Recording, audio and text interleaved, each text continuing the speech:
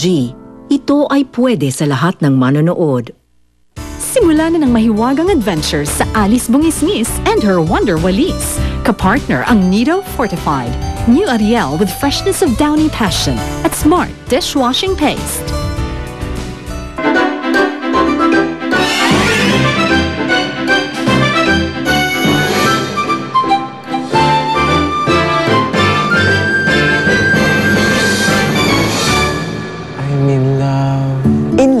Kagabi mo lang siya nakilala, in love ka na agad, Spade. Kuya, iba si Daisy.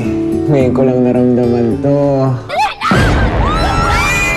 Buti nga sa inyo, mga salbahe! Buti na lang dumating ka kung hindi. Baka mamaya hindi pa rin ako tinigilan ng mga babaeng yun. Ate Alice, kinagusto mo ang gumagayon na walis? Hello, Hilario. Dinadalaw ka lang namin at dahil doon gusto ka naming ipasyal. Huwag kang matakot. Mabait si Wally. Wally? Siya! Yung kaibigan kong walis Tingting. Nakikita mo bang bangin na yan? Sorry ka na lang dahil yan ang magiging libingan mo. Bakit mo pinapakita sa amin yan? Kasi nakita namin to sa labas kanina ni Gelay. Tapos nung hinanap namin si Mang Hilario dito sa loob ng ambunan, wala na rin siya. Unang-una kasalanan mo yun dahil siya pinagwalis mo, imbis na ikaw. Kung ikaw ang lumabas, di sana ikaw na lang nawala at hindi siya. Alam mo, Wally, hindi ko naman dapat pinoproblema to eh. Ewan ko ba kung bakit ko nararamdaman to. Ano po ba yun? Kasi nawawala si Mang Hilario. Hindi hanapin natin. Saan naman? Akong bahala. Basta sumakay ka lang sa akin. Pero bago ang lahat, umunisnis ka muna para maging masaya ako. Ace, hindi ko gusto ang inasta mo dun sa pasayaw, ha? Mas binigyang pansin mo pa yung alis na yun kaysa kay Queenie. Aba, feeling tuloy ng bata na itsepwera siya. Ma, hindi naman sa ganun. Kaya nga di ba sinabi ko sa inyo na si Alice ang gusto kong makapartner.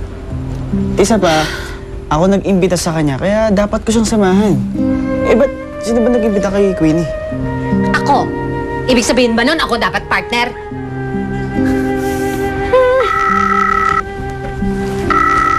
Excuse me. Hello? Ito nga po. Attorney Bautista? Kayo po ba yung Paul lawyer na hawak sa kaso ng kaibigan ko? Sige po. Balitaan niyo po ako. Tatawag na lang po para mag-follow up. Sige pa, salamat po. Bakit ka kumakausap na abogado? Para saan kaso yan? Ma. Para sa itay ni Alice. Napagbintangan po kasi siya nagnakaw sa bayan punan eh. Eh, hindi naman po totoo. Teka, sandali nga! Sandali nga, Ace! Bakit ba? Masyado kang concerned dyan sa taong yan. Hindi mo naman yan kaano-ano. Ma, mabait ang tatay ni Alice. Naawa po kasi gusto ko siyang tulungan. Hindi ko nga po alam kung bakit malapit ang loob ko sa kanya eh. Kaya gagawa ko ng paraan para makalabas siya ng kulungan.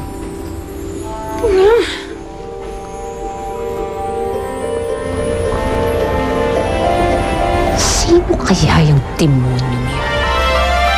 Alam mo, Wendy, nagtataka na ako sa'yo eh. Bakit hindi ka nag-aalala sa tatay mo? Oo nga naman, Wendy. Alam mo nung nanangalian tayo, hindi mo man lang siya hinanap? Naku. Huwag yun nang abalahin yung sarili niyo sa issue na yan. Baka naman inutusan siya ni Miss Kasimsiman.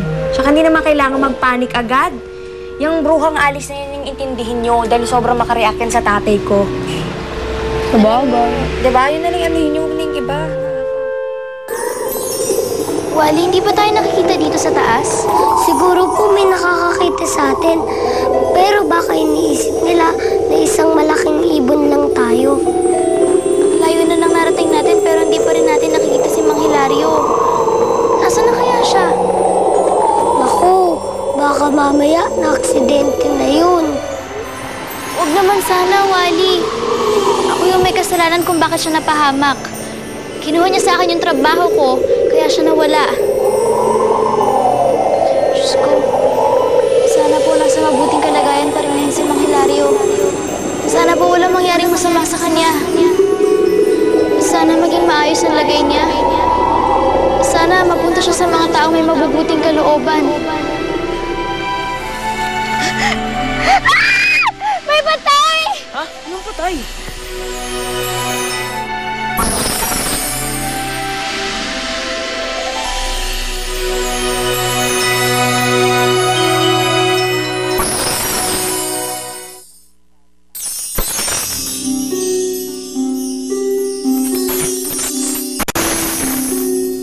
Nako! Nalaglagan na naman ako ng talulot. Sinag! Sinag! Isang talulot na lang natira dito sa akin. Pag naubos to, babalik na naman ako sa dati. Naku, Chang, kung ang gusto gawin mo na dapat mong gawin habang wala pa si Hilario. Tama. At hindi ko na kailangan itong gawin bukas. Gagawin ko na kaagad ang plano ko kay Alice. Teka, Chang. Ano naman yung planong yan? Mukhang patay na nga. Kaya siguraduhin mo nga muna. Baka mamaya buhay pa yan eh. O sige.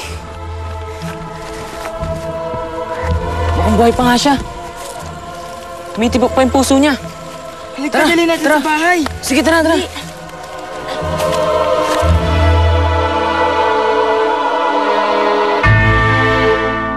Chang! Ano nangyari sa'yo? Bakit? Sinaniban ka ba? Ba't kaya naayos mo? Kailangan ko magmukhang disente. Mag-a-apply ka ng trabaho. Sa ayos mo pwede kang teacher. Hindi. Hindi. Gusto mo maging tindera. Sa mall. Sales lady, no? Hindi rin, Sinag. Receptionist. Lalong hindi. Hindi pa rin? Pupunta ako sa ampunan. Sabi ko na nga ba eh. Mag-a-apply ka ng trabaho, magso-social worker ka. Alam mo, Sinag, isa na lang, kautak mo na si Tim at si Tom. Ngayon ako pupunta sa ampunan dahil kukunin ko si Alice. Chang, mag-isa ka? Hindi mo isasama si Tim at saka si Tom? Hindi. Dahil sa pagkakataong ito, hindi ako gagamit ng dahas, kundi diplomasya.